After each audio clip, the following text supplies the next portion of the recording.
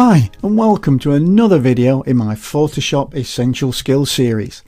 Everything you need to know to get you well and truly started on your journey of discovery with Photoshop. Now in this video we're going to be creating and modifying keyboard shortcuts. Cool, eh?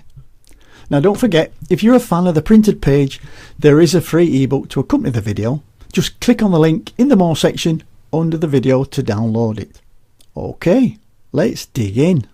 Okay, what are we going to learn in this video? Well, firstly, we're going to identify exactly what is a keyboard shortcut. Next, number 2, we're going to open the keyboard shortcuts dialog box. Number 3, we're going to create a keyboard shortcut from scratch. And number 4, we're going to modify an existing keyboard shortcut. So, lots to do. Let's get on. Well, I have to say I'm one for taking the easy route. I like to keep my mousing down to a minimum. Now shortcuts are a great way to speed up your workflow in Photoshop, especially if you use the same commands over and over again throughout the day. Now for example, if I choose the File menu here and we look at the New command, it has a keyboard shortcut. And we can see the one that's assigned by default is Control and N, or Command and N if you were on a Mac. Now if I move down to Close, we can see that there's a keyboard shortcut here as well of Control and W, or Command and W on a Mac. And if I use that, I would close down the current document. Now if I go further into, let's say, image and image size, we'll see that we've got a keyboard shortcut of Alt, Control and I. And if I press this, then it will open up the image size dialog box. Okay, I'll just cancel out of that. Now if we look at all the menus here, you'll see that quite a lot of them have pre-assigned keyboard shortcuts. Now there are a lot of features that don't have a custom keyboard shortcut by default. For example, I use the Gaussian blur filter a lot. And if we look up in the filter menu, and I go to blur and I go to Gaussian blur, you'll see that it doesn't have a keyboard shortcut assigned to it. So in this case we can assign a new keyboard shortcut to Gaussian blur to help me out. Now there are many keyboard shortcuts that are assigned to other keys, and Photoshop allows us to change all of them if we want. Now some of the shortcuts do make sense and are best left alone, but there are many that you just never use, so you can use that keyboard shortcut for yourself for something else. Okay then, let's go and make a keyboard shortcut. Well, I'm going to go up to the Edit menu and I'm going to go down to Keyboard Shortcuts. And the Keyboard Shortcuts panel has its own keyboard shortcut of Alt, Shift, Control and K. Or if you're on a Mac, Option, Shift, Command and K. And if we click that, then it'll open up the Keyboard Shortcut Menus dialog.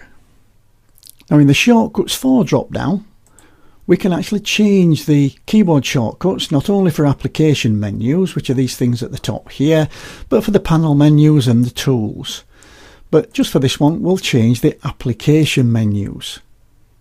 And now we're just going to navigate as we would, and we'll scroll down the filter until we find Gaussian blur. And there it is. Now what I want to do, there is nothing here in the shortcut section, so if I click it'll open up a little dialog where I can actually type something in a keyboard shortcut. So let's type something in that we think's good. What about B for blur? That sounds good. So I'll type a B and it comes up with a little exclamation message and it says B is an invalid shortcut. Menu commands must include a Control and or an F key in their shortcuts. Okay then. Let's try Control and B. Or Command and B if you're on a Mac. We've now got a different little decal, but this is a warning, and this is saying, well, Control and B is already in use and will be removed from image adjustments and colour balance if you accept it. Well, now you've got the choice. You can remove it and use it for yourself, keep for your Gaussian blur. And in this example, well, I hardly ever use the image adjustments colour balance shortcut. So I'm just going to go up and I'm going to click the accept button. And what it'll do is it'll remove it from the other shortcut and it will place it now. So Control and B is now my new shortcut for Gaussian blur. Okay, I'll click OK to accept that, and then we'll just see how it works. So let's just make a marquee of an area, and I'll say I want to blur the heck out of all of this, and I'll just press Control and B, my new keyboard shortcut, and lo and behold, up comes the Gaussian blur. I've not had a menu to go to. I set it for where I need it, and I click OK, and the job's done. So I'll just deselect that. Now another thing I do a lot is to add a mask to a layer. And I can do that manually by going right down to the bottom of the layers panel and clicking on the mask icon. But it's a lot easier if I use a keyboard shortcut, and I find it so. So let's go back to the keyboard shortcuts, and we're in the applications menu, and let's go down to the layer and open that up, and then we'll scroll down, and somewhere near the bottom we should get the layer mask. Here we go, layer mask, and we've got a reveal all and a hide all. Now the reveal all will be white and the hide all will be black. Let's have a reveal all one, and I'll click in there and just try and think of a keyboard shortcut for my adding a layer mask. Well, let's try M. No, can't do that. As we said before, it's got to have a modifier key in it. Right, let's try, say, Control, Alt and M, because I know M, most of the M's are used on other things. Oh, so Alt, Control and M I can have, and I like that one, but it's telling me it's already used and will be removed from curves with last used settings. Well, I don't really use that an awful lot, well, if ever. So I'm going to click Accept, and then I'm going to click OK.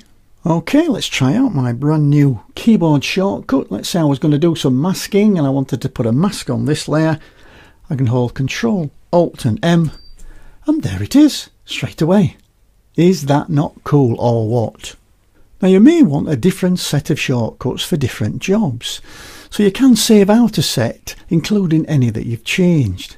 So let's go back into the keyboard shortcuts, and we can see here these little symbols up here, and we've got that one, that save all changes to the current ones. Well, I don't want to change the default ones, but this one, it says create a new set based on the current set of shortcuts, and I can click on that one. It opens up the keyboard shortcuts folder, and it asks me for a name, and I'll just call this Ken Keys 2 because I've already got a Ken Keys, and it saves it as a KYS file. And then I click Save. And now if I look up in the set options here, I can toggle between them. I can go to the Photoshop default ones, or I can go to my Ken Keys 2 ones. Now wouldn't it be nice if you could have a printed list of every single keyboard shortcut? Well, you can. In the keyboard shortcut dialog here, if we click on the Summarize button here, it'll open up for you to direct it somewhere, so I'll just direct it to one of my folders, and it asks you to give it a file name. Okay, we'll call it Ken Keys 2, and it's going to save this out now as a .htm file, and when I click save, it's going to open it up in your default web browser. But just wait, here it is. Let me just bring it in. There we go. Now here you've got a file containing every single keyboard shortcut, including the new ones that you've just made. There we go, there's hundreds of them. And you can print that out for each different set of keyboard shortcuts, if you so desired. So, creating custom keyboard shortcuts might seem a sort of minor thing when you're really starting to learn Photoshop.